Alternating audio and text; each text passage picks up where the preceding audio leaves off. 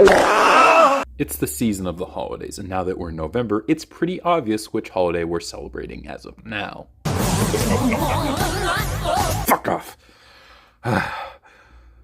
Listen, I like Christmas as much as everyone else, but you gotta wait your turn, you gluttonous little holiday. Yes, it's the day of Thanksgiving, one of my favorite and most underrated holidays ever. Oh, Mr. T, I'm not American. Yeah, I don't care, shut up. The reason I love Thanksgiving and November in general is that it's such a humble holiday. It's not as glamorous as October, which is all scary, and December, which is all jolly. It's a month to reflect on yourself. Not only are there a lot of challenges to test your self-control, which I am a big fan of personally, but also I just love Thanksgiving. It's such a great holiday. It's a celebration of family, good food made by the people you love, and most importantly, actually reflecting on what is good about your life and what's to be thankful for.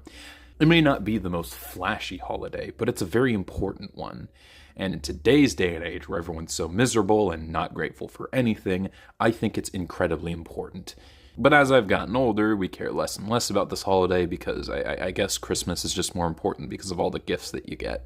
It's weird, the older I get, it seems the more childish all the adults seem to be around me. Anyways, let's actually celebrate Thanksgiving, because unlike this year's Halloween, which was kind of a weird topic, this one's actually pretty fitting, as I'm a toy collector and I'm a Star Wars fan. And a lot of toy collectors are upset because of all of the ridiculous prices, as the figures seem to get worse and worse. And Star Wars. Dude, you already know this fan base is unpleasable and annoying as shit. But combining those two is incredibly important because it's the biggest example of finding sunshine in a world so cruel. In which case we will be talking about today, Blokees Star Wars. Now, if you're unaware, Blokees is a relatively new company. They make mostly model kits, and they make them in a couple of sizes. They have, I don't remember what they're called, Defender class, where they're like really tiny and chibi. Not my personal thing, but people seem to like them. Galaxy versions, which are a little bit bigger, they're like 4 inches, and they're usually a little bit stylized, but not overly stylized. And then there's their normal model kits where they're like 6 or 7 inches tall. They're a little better. The builds are a little bit more sophisticated. Personally, I'm a fan of the Galaxy versions. Not only are they a very good price, but they're also blind bags, and they aren't overly stylized like the Defender versions are. And that's exactly what Blokees has done. And ever since Blokees has gotten the Star Wars license, they have, at least at this point, made 2 projects, the first of which being the bigger ones for Darth Vader and the Stormtrooper, which look cool, but I'm not really a Black Series collector, and that's basically what it's trying to be. And then there's the Galaxy versions, which are about the height of your 3 3/4 inch figures, a little bigger, but they made more of them, they're blind boxes, and they did the Mandalorian, which I already covered a little bit ago. But this time we're actually going to see how good is this set. And the reason there's no visual aid is because I already threw the box out. I assembled these a long time ago, and I made no illusion talking about the thrill of the blind box, as I find it kind of uninteresting whenever I attempt to make a video on the entire blind box. It's just not my thing. But what I will be talking about is the individual figures. Okay, so to get started, I guess we might as well start off pretty humble. And no worries, guys. It's only the rare variant of the Mandalorian. Yeah, somehow I managed to pull the rare variant of the Mandalorian and the first figure. Well, not the first figure I opened up. That was the next figure we'll be talking about. But I could not believe myself, considering the fact that my last set that I got from Blokees was the new Transformers wave, and I got the rare variant there as well. Which, by the way, I guess we can take the time and showcase the scale between the two. Or, since those guys got updated, here's a more classic one. So these guys are actually pretty big, and they look a little bigger because their proportions are a lot slimmer, and I guess it makes them look a little taller. Regardless, it's pretty crazy that I got this guy, because this, and ironically enough, this variant are really the only rare variants that I wanted in any of these blind boxes, as usually they're a lot shinier and they stick out like a sore thumb, and I just don't think they fit in nearly as well as the normal ones. I guess the Grimlock one would have been pretty neat too, but really that's about it. So it's just really nice that not only did I get the 2 that I actually wanted, but in a row. Unlike what happens whenever I play a Pokemon game.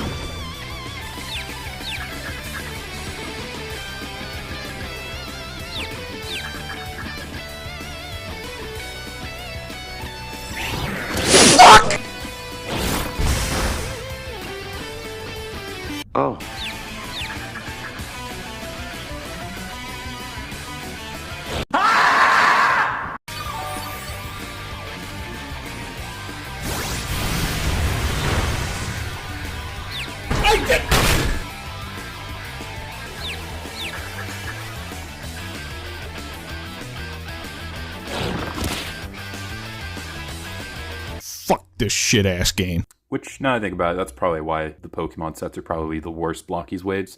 Regardless, how is the actual figure? Well, overall, if you take a look, this is a very nice adaptation of the Mandalorian, or I guess, Din Djarin.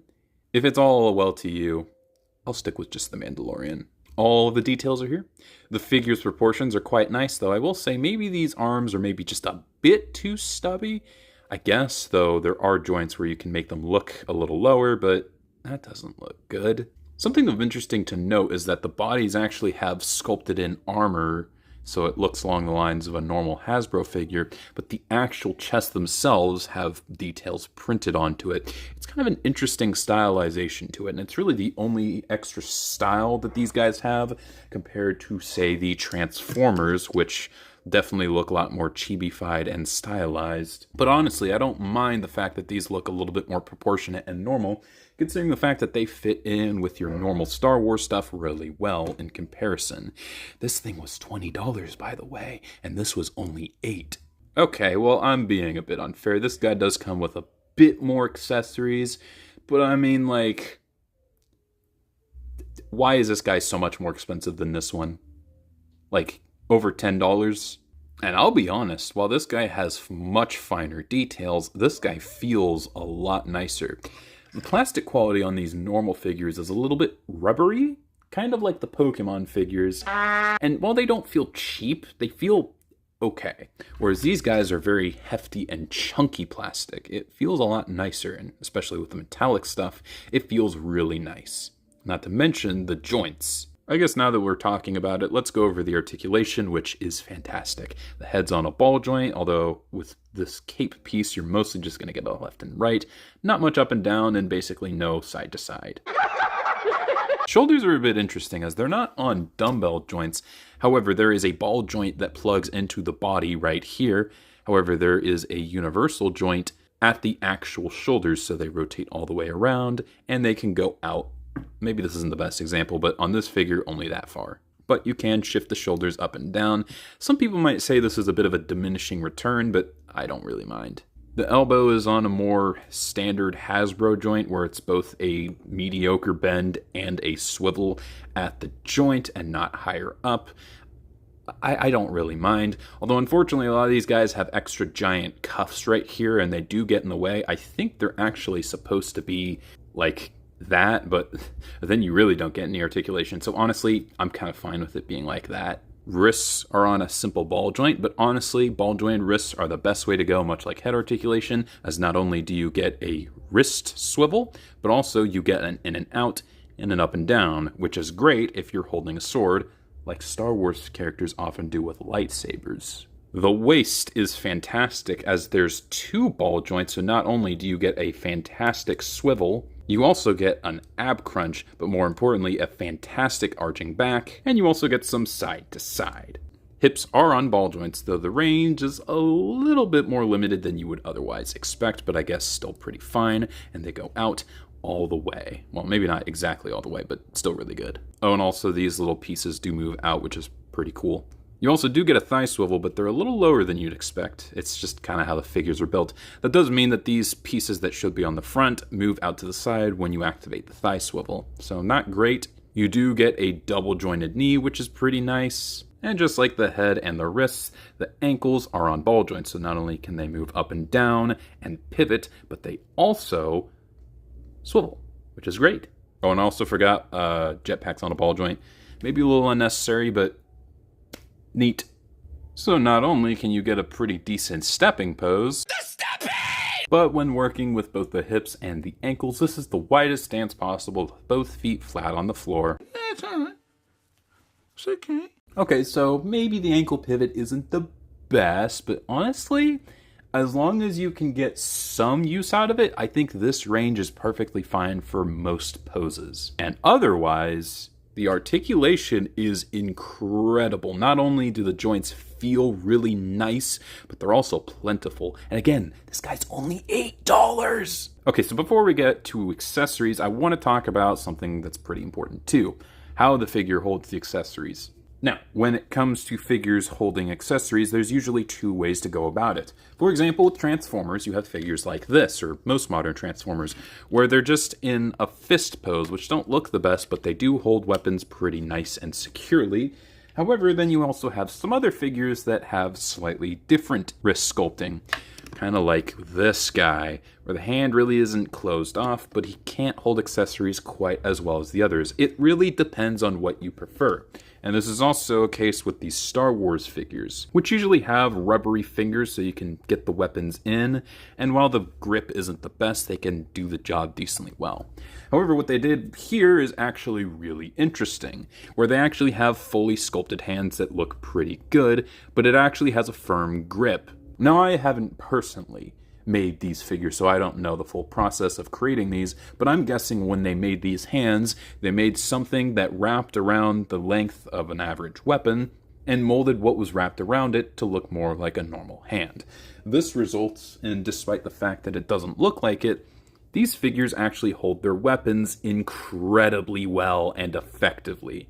So, for example, here's his gun, which, yes, the handle does look very cheap, but honestly, I don't really care when he holds it this well. Not to mention, most of the time, you're going to have the weapon be held inside the hand, so you're not going to be paying much attention to the handle itself. It's more about what this looks like than what this looks like. So honestly, this is a really good compromise. Now with this guy, he also does come with a flamethrower effect, so you just plug this underneath right here. I think it's only in this hand though. You can do it in the other hand, but because of how the handle is, it looks the most natural when it's like this.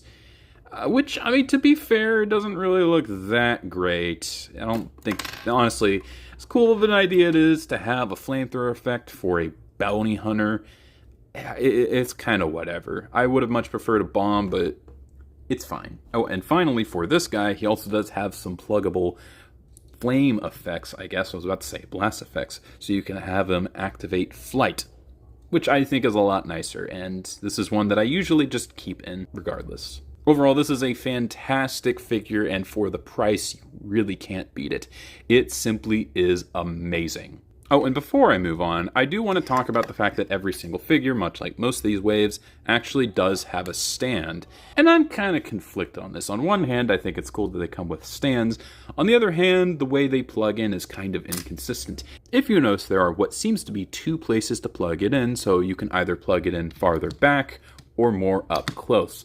However, this is very inconsistent. Sometimes there's both places to plug it in, sometimes there's one, and sometimes it's in the other place. So I don't really like how it's like that. So this guy has to sit farther back, and compared to some other figures who have to sit farther forward, it's a little inconsistent.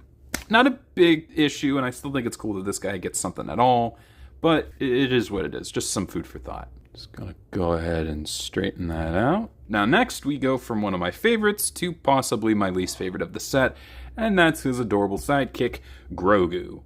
Now some people might protest the fact that he doesn't particularly scale perfectly to any of these other figures, but honestly I don't really care. It's fine enough. Doesn't need to be any smaller.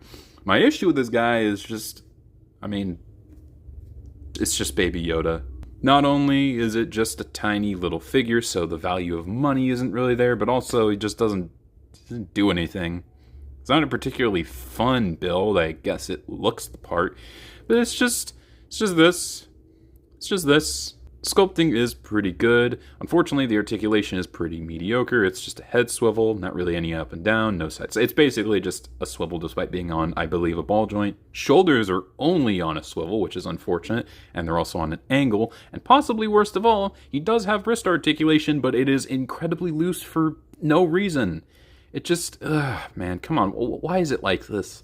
This is the only figure that has this issue. Why is it so loose? He obviously doesn't have anything in the legs. Honestly, it's perfectly fine. I don't care. Now, he does come with a couple of other things that makes up for the size. He comes with his pod, a display stand, and a place to plug them in. And you know what? All things considering, it does a pretty good job, and he plugs in pretty nicely.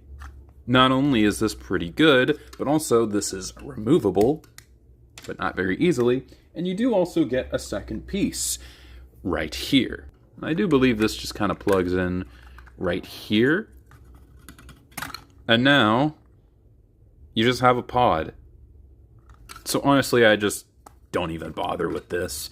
I just leave it off to the side and just have this one plugged in.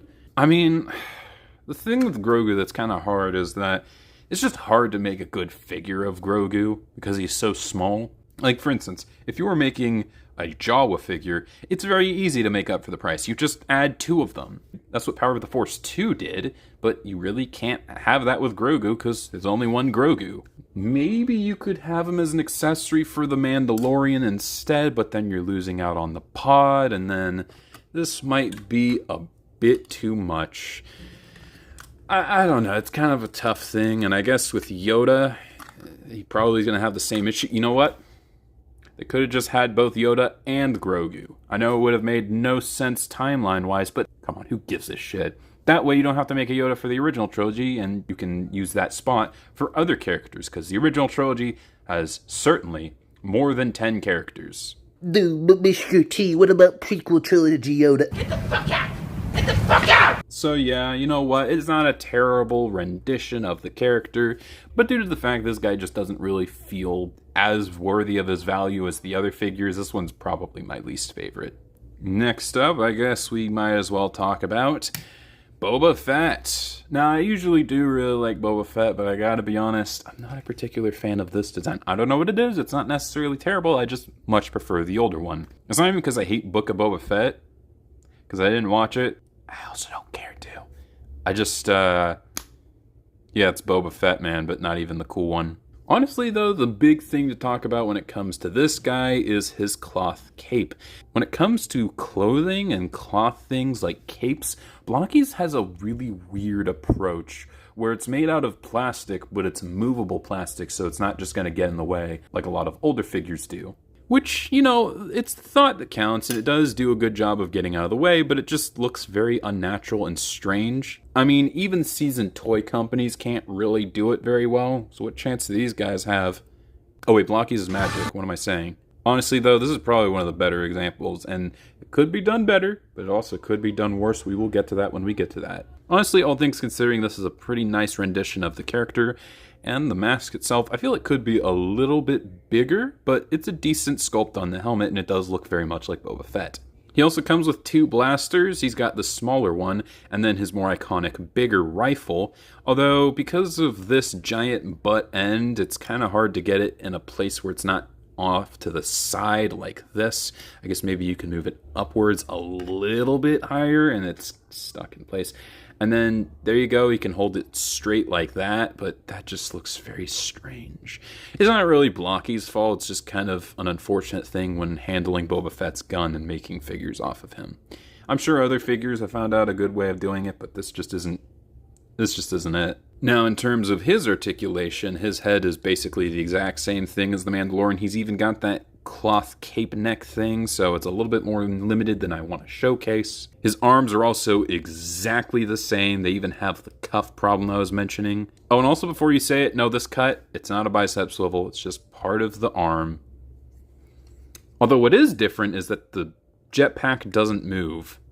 Don't know why. And unfortunately, his waist doesn't move quite. He's going to prove me wrong. So I guess if you really want to, you can push it in and out for... push it down if you want to make it look good, but if you want it to pose good, you pull it out a little bit.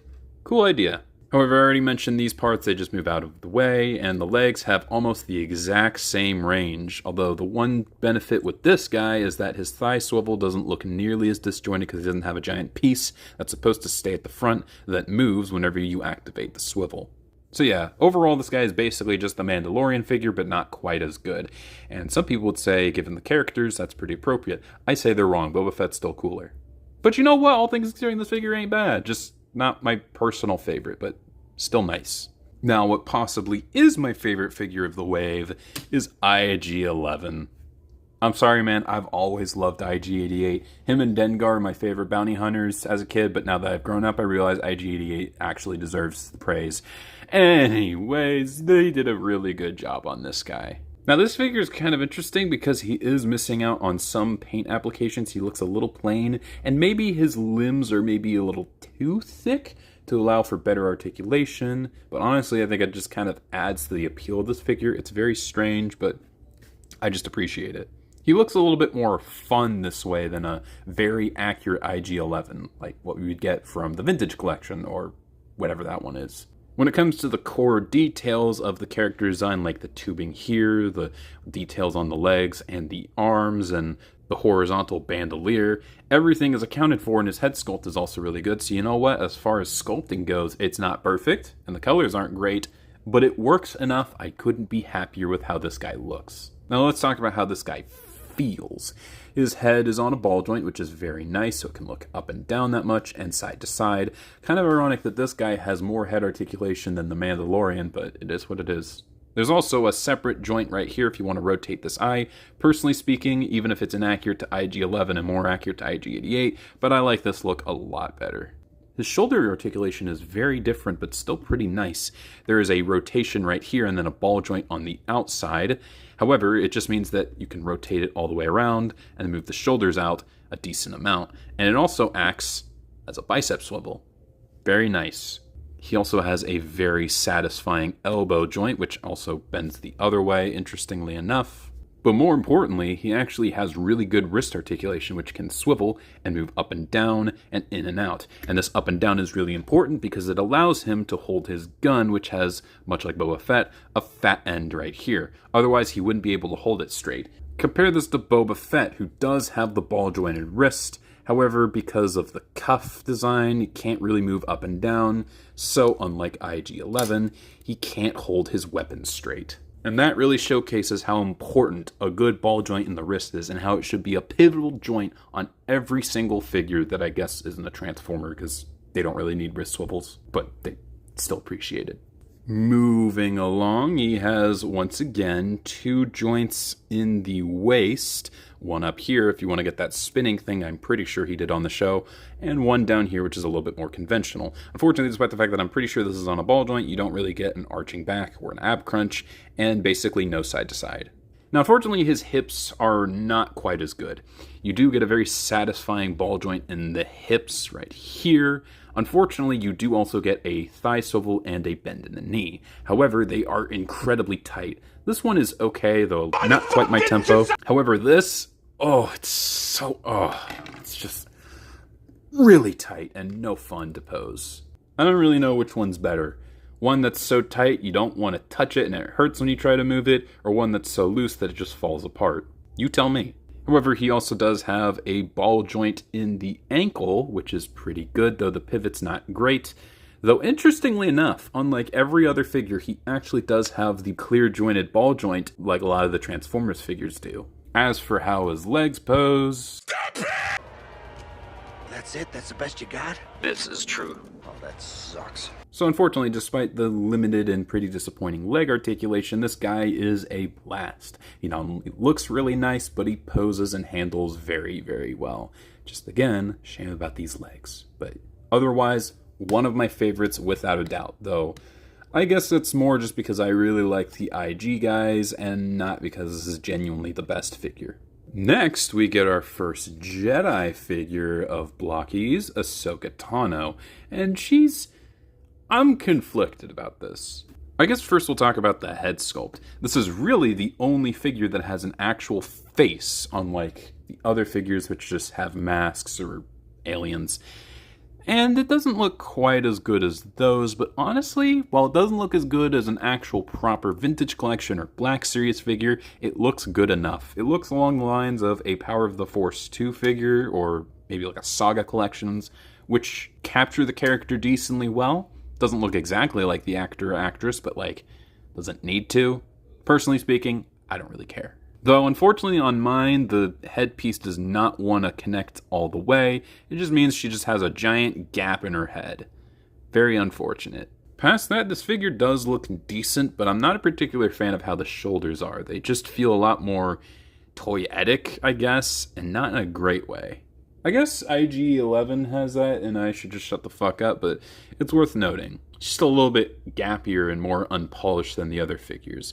So maybe this one fits in with the real proper Star Wars figures the least good, or least effectively, but all things considering, I guess it's not a particularly bad job. She does have the lightsabers, which she holds weirdly, like, she holds it very nice and firmly, but only from certain angles, and others, they just pop out. It's pretty cool that our first Jedi figure they have has white or silver lightsabers as opposed to blue, green, or red. That's pretty cool. By the way, whenever they inevitably do the sequels, do not tell me they're going to have Rey as the one that has the rare variant, and the only difference is that she has the yellow lightsaber. That would be lame, because then I'd have to get lucky again, and I don't want a Rey with a blue lightsaber. Her having the yellow lightsaber is part of the reason I like her so much. Boo, Mr. T, are you really gonna tell me you like a Star Wars characters for reasons that superficial? Yes. Regardless, it does make this figure and overall the Blokees figures a little bit more special. The fact they started with this and not a Luke Skywalker, pretty cool. Even though I kind of prefer Luke to Ahsoka, but that's just me. Now, as for articulation, because of the head tentacles, would have been cool to have some articulation here, but it's fine. Also, the tentacles don't really line up when it comes to paint applications. Again, other people could complain about that. I'm just pointing it out. I don't really care too much. But because of all this, it does mean that her head articulation, other than the swivel, a little bit more limited. Though I guess her side-to-side is okay. This is a figure that really showcases that there is a ball joint inside and then just a universal joint at the outside. However, this time she actually does have a pretty good elbow bend. And she has the ball joint in the wrists, which is really good for lightsabers, though because she holds them backwards because she thinks she's Star Killer, it's a little harder to showcase that. Wait a minute. No, it's fucking not. Now, just like Boba Fett, she has waist swivel that's really good, but you have to pull it out to activate. However, unlike Boba Fett, hers is a bit extreme. So if we just do this... Oh, my back! God damn. And that allows you to go... Whoa! Sorry about that. A little unprofessional. So when we activated the... Whoa! Yeah, a little bit loose on this one. Maybe that's why I don't like it as much. But I mean, you can always just push it back into place. And it's perfectly fine. And now it's basically just a swivel. Which, honestly, is perfectly fine with me. Hip skirts move out, and then her hips are pretty damn good, though the legs don't go back as far. The hips go out all the way. The thigh swivels... does she have a thigh swivel? I don't think she does, unfortunately. Though she does have a really good knee bend, and this reveals these weird kneecaps that are on all the figures. A little strange, but perfectly fine. And she has pretty good and standard ankle articulation. That's pretty good. So, all things considering, articulation is pretty good minus the head, and it's a pretty nice looking figure, just barring this. Not one of my favorite figures of the wave, but honestly, still pretty good. Next up is the Armorer, who is a lot less cool than I initially remembered. And this figure, not very good. I mean, I guess it looks the part. She looks like the character, and she comes with her weaponry. I don't remember exactly her purpose, only minorly. Though it does make her a little less cool. I wish she came with at least a side gun, even though she didn't really use it in the show. It's a shame, because I do think her character design is pretty cool. But, I mean, not only does she have pretty lame accessories, but also she just is overall the sloppiest. Now, in terms of the sculpt, she, on first glance, looks fine. That is until we get to this piece, which, Now, I already brought up with Boba Fett how they handle clothing on character designs, and this one showcases it probably the worst, because not only does it just look really bad, it's not even great when it comes to posing, but we'll talk about that when we get to the articulation, which, okay, not putting this aside, the rest of the figure looks fine, so we might as well get to the articulation. Head's on a ball joint, but it's a pretty tight one, but I guess the up and down's pretty good, so the side to side is basically non-existent. But here's where we get to the shit. The shoulders are terrible, because she has this back piece, which, interestingly enough, plugs in on the bottom and not the top, so you can move it out of the way, and it still looks fine. But then she's got these hinges here, which move out and aren't attached to the arms, but instead the body, which means when you move the arms at all, basically that happens.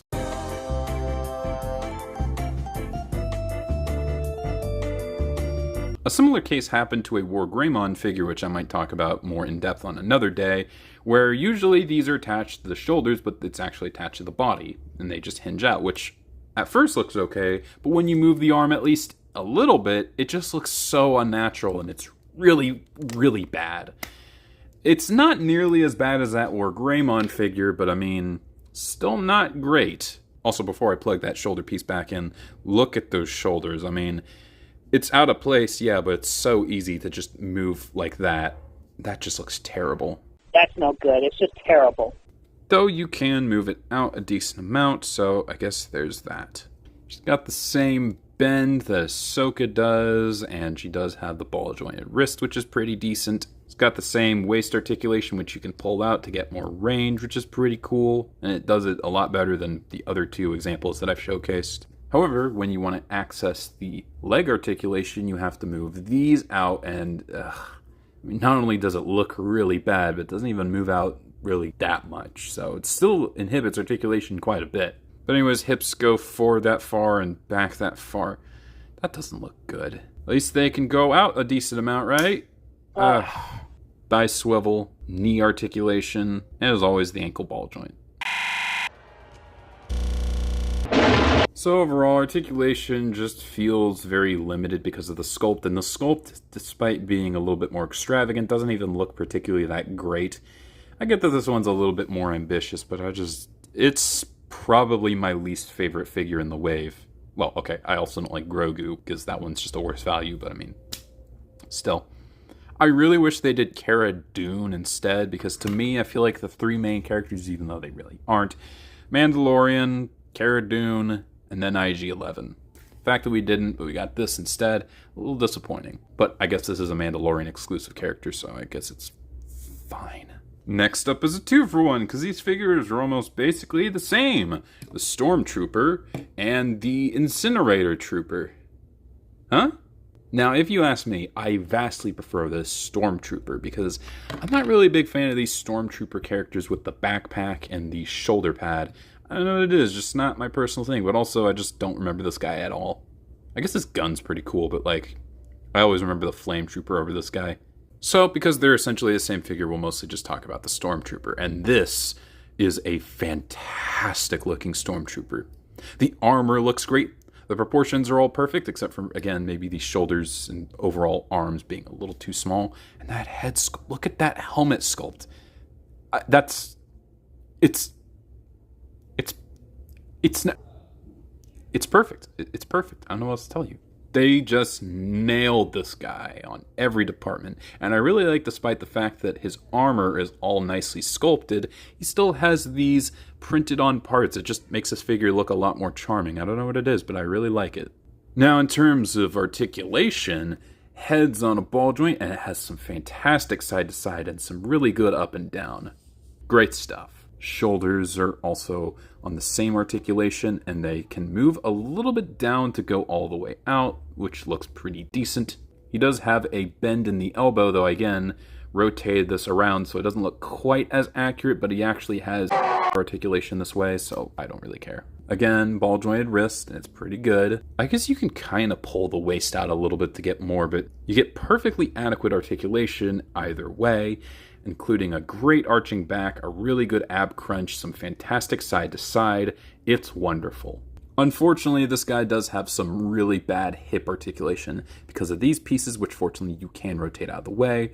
The legs kind of just get stuck because of these sections right here, which, I mean, I guess you can kind of swivel it out of the way, but then when you try to incorporate a knee bend, it just looks like that.